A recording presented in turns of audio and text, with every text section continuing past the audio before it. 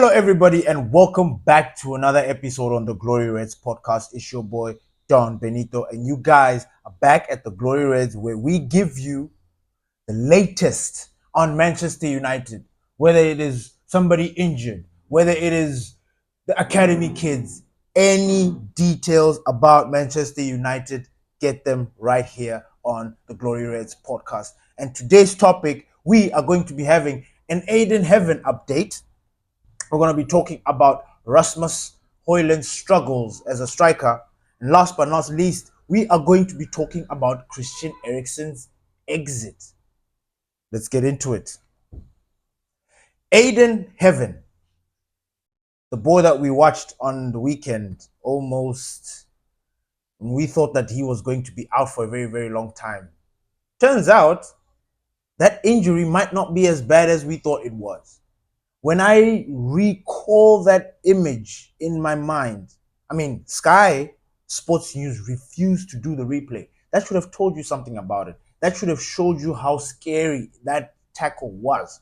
Now, for the football fanatics that remember, like I said in my previous episode, I said this guy looked like he was surfing on Ayden's leg. That's how scary that looked. Turns out, Ayden Heaven is fine. He's fine. He posted on social media letting everybody know that he's very grateful and thankful for the messages of support and that he'll be coming back strong. I actually thought that was very encouraging. I was happy. But I was disappointed, like I said in my previous episode. I was disappointed that the club didn't come out and give us this update. These are the things, the little things that annoy us about Manchester United. We needed the club to come to us and tell us the diagnosis, the prognosis, whatever you call it, how long he's going to be out, what was the damage, if it was serious. The club need to be ahead of this. And here we are creating our own conclusions based on what we have seen on social media and what the player has said.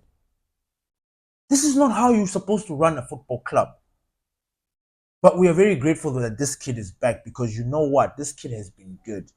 He made an appearance against Arsenal as a substitute. He came on there. He did his thing against his old club. And then he got the start against Leicester. That was a big, huge boost from the manager. That is the manager telling Ayden that, listen, I trust you. And since you want to be in this club, I'm going to give you the opportunities. Ayden Heaven is perfect for us because remember, on that left-sided centre-back position, that left side centre-back, we had Martinez, who is injured right up until the end of the season. Hopefully he comes back. We had Luke Shaw, aka Roberto Carlos. What happened to that? Apparently he's back, but we are not too sure about that. We are actually going to have a conversation about Luke Shaw because I think we need to vent as fans. We need to talk about it.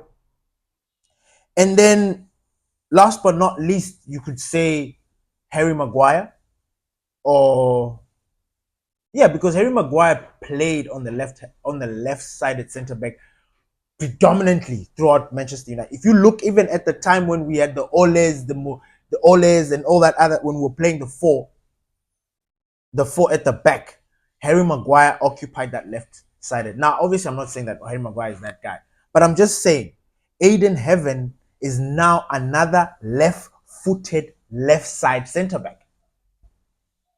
Which is perfect for us because now it gives us options. Because you look at Ayden, you look at Euro, these guys are both 18, 19 years old. These are the defenders for the future. This is our Gabriel and Saliba for the future. You know what I'm saying? So I am really, really happy and excited about this news. I was really nervous. I was like, nah, Manchester United can't keep having this kind of season. It makes no sense. Every season, injuries that are keeping us out. So, yeah.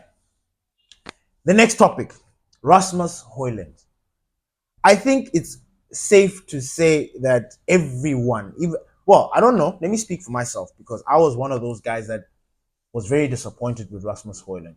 I didn't know exactly when he was going to break his hoodoo, whether he was actually going to or not. It was one of those touch and go. I wasn't too sure with Rasmus Hojlund.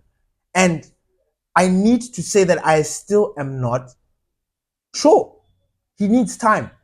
Maybe I am being too aggressive on him. Maybe I'm being too harsh on him. Maybe some of you would agree. Maybe you say I'm being too harsh because he's just new. But then I need you to understand that at Manchester United, there's no time. Like once you go for your second, third season, people are expecting you to have already settled down at Manchester and doing the things, doing the business. Rasmus Hojlund this season, whew, it has been very difficult to watch, to say the least. Very, very difficult.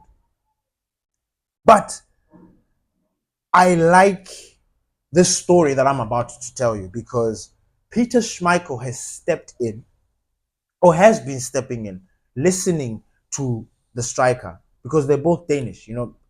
Peter Schmeichel, for those that don't know, played nearly 400 matches for Manchester United. He is a Manchester United legend.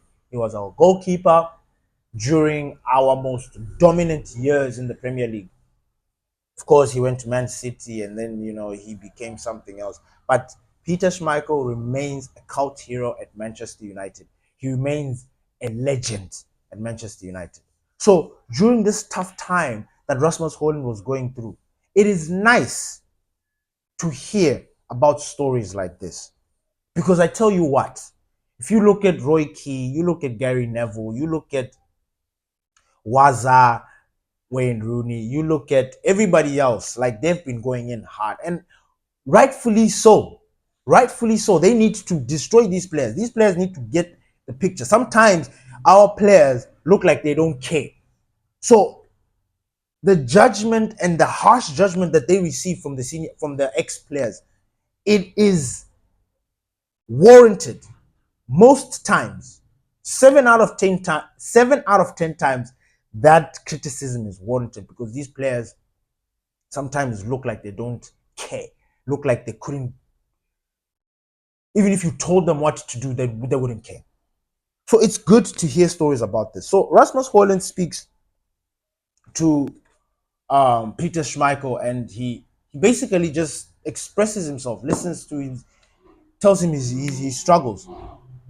He revealed that the Manchester United legend has been a source of strength during this tough season that he's been having at Manchester United.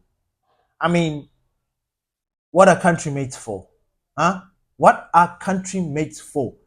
I mean, you're in a country, your team, your countryman, he's there, he's watching you struggle and he doesn't say anything. It's like you going to Dubai looking for a job, and your friends are there, your homies are there. They know that you're there. You're there looking for a job, you're trying to do whatever, and you struggle, and then they're not helping you. It makes no sense. So this was actually a classy gesture by Peter Schmeichel. And I want to give him a big shout out for that, because I'm not saying that Rasmus Hojlund is back, but if that goal was the first of many to come, and then we need to give credit where credit's due. And if the Great Dane has been here speaking to this youngster, having a shoulder around his arm like he did in the last game, this is brilliant. We need these players. He's our player. I don't want to be that supporter that's like, nah, shit, hey, shit, we need to get him out. Nah, we need to support these players when they're going down. And especially at this very weird time where we're not sure if we're going to make it into the top half of the league or what. We don't know if players are going to come back or what. We don't know if we're going to maintain this winning streak or what. So it is very important. Very, very, very, very important. So, yeah. So according to Florian Plettenberg, no, sorry. So according to Rasmus Hojlund, he went to the Great Dane and he just spoke to him about what has been going on, his struggles, how he's dealing with the pressures, and who else than Peter Schmeichel to explain to him, to understand what he's going through, the pressures of being a Manchester United player. That's number one. The pressures of being United's number 9. That's also another huge pressure. Not everybody can take that mantle and you know what I'm saying, like be there and like not a lot of people can come through that. However, This topic is coming right after this Florian Plettenberg bomber with all these strikers, which is something that I'm just going to let you guys marinate on, because according to Florian Plettenberg, there are 4 strikers that are on Manchester United's hit list. Number 1, Victor Gyökeres. Victor Gyökeres, you know him. He's from Sporting Lisbon. That is Ruben Amorim's striker. So him coming to Manchester United is just going to be like he's going back to Sporting Lisbon, because the coach that made him the deadly striker that he is right now is Manchester United's number 1. So if Victor Gyökeres is somebody that Manchester United is looking at, hey, we will look at that. Number 2, Hugo Ekitike. Hugo Ekitike, for me, I don't know if I want this player at Manchester United. Number 1, because he was at PSG. He was at a French team, then went to PSG, and then now he's at Frankfurt. And honestly, he just reminds me of a normal I don't want to say mediocre, but I don't think he's like, wow, we need to get Hugo Ekitike at Manchester United. He's going to change our fortune. Nah, I don't think so. Hugo Ekitike is just a normal striker. I would compare him to maybe Nketiah, Callum. I say Nketiah because his goals are not, you know what I'm saying? So yeah. The other striker is Benjamin Šeško from RB Leipzig. We've spoken about Šeško. We've been linked to Šeško many times. I think at one point Šeško even snubbed us. So this Šeško one, I'm also not, like, I don't understand why he's there. And then the last but not least is Victor Osimhen. Victor Osimhen is, like, I think for the past 6-7 years, while he was still at Napoli, in fact, while he was winning the Scudetto with Napoli, we wanted Victor Osimhen. But of course, Napoli took a piss and they wanted ridiculous numbers, which is crazy.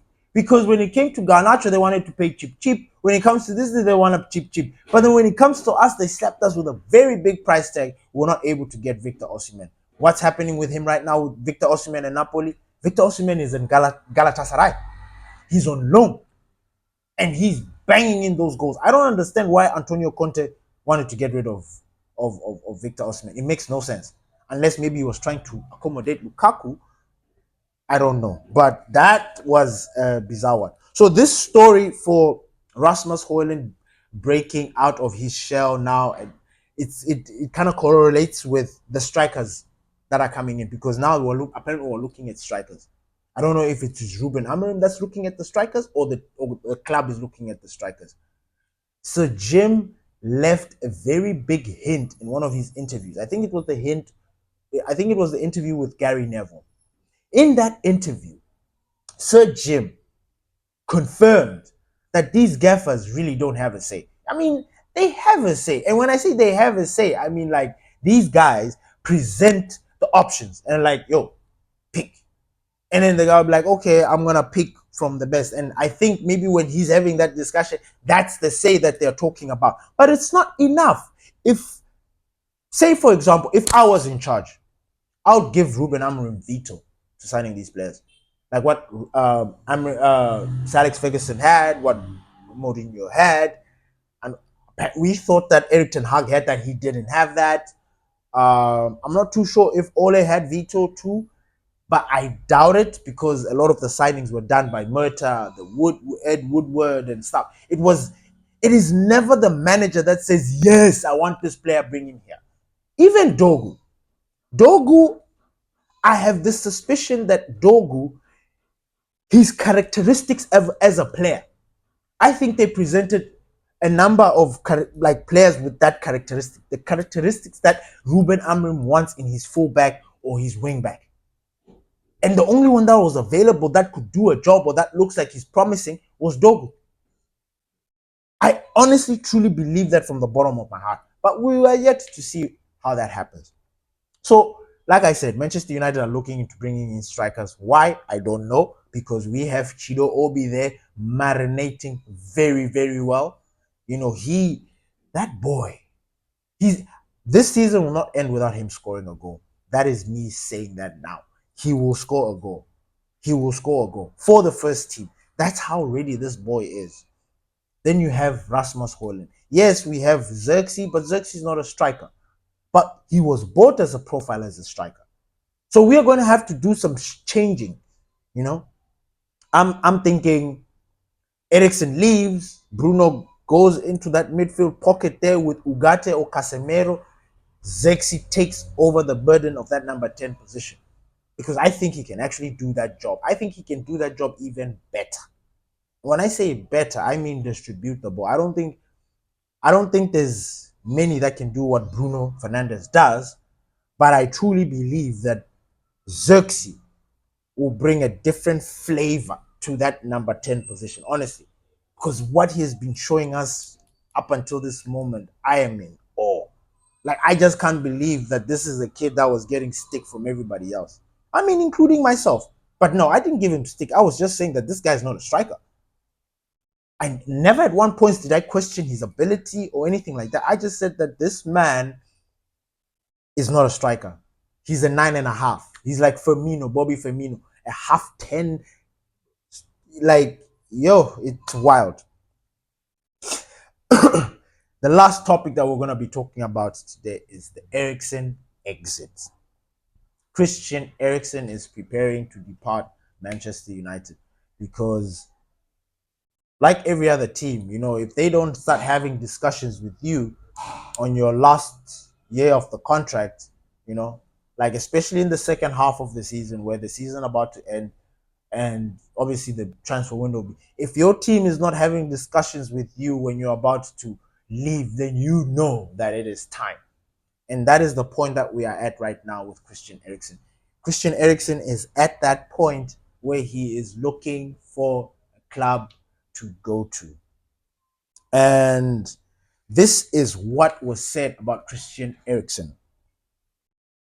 Christian Eriksen is on his way out, and at the end of the summer, the Dane contract ends at the end of the season. But this is what Eriksen had to say about the club. The 33-year-old said, "I haven't heard anything from the club. Therefore, I assume that the collaboration will stop." That's how I interpret it. He said this while he was on international duty. "My contract expires this summer, and I'm prepared to find something new. I'm fine with that. I'm fine with that. Where it will be, I haven't decided yet." So he's literally like, listen, the club hasn't spoken to me right up until this moment. My contract ends at the end of this season. I am prepared to move forward and look forward and find another team. I haven't decided yet. And he still has plenty of time to decide because he still has football to. He still got the Europa League to help Manchester United win. He still has the Premier League to help Manchester United climb up the table. So it is a win-win for everybody. You know, it is a win-win for everybody. We will get to get the last of Eriksen, and I must say, personally, it was a pleasure having Christian Eriksen. I would have loved to have the Christian Eriksen that left Tottenham and just, you know, the Christian Eriksen from Tottenham, you know, the one that was scoring those bangers against us. Remember those? Is it FA Cup or at Wembley? He scored a brilliant goal, like a quick goal. You know, I wish we had that Eriksen that was light on his feet. At the moment, age has caught up with him, and he just doesn't fit the bill. Like the energy, what we need in that midfield. And honestly, I salute him, and I say thank you for his services. And we're gonna continue watching and enjoying what he has been doing right up until this moment, and we'll take it from there. With that being said, thank you everybody for listening to the Glory Reds podcast. It's your boy Don Benito. Don't forget to subscribe. Check us on all social media platforms. We are available on YouTube. We are available on Instagram, on Twitter. Thank you everybody for listening to the Glory Reds podcast. Peace.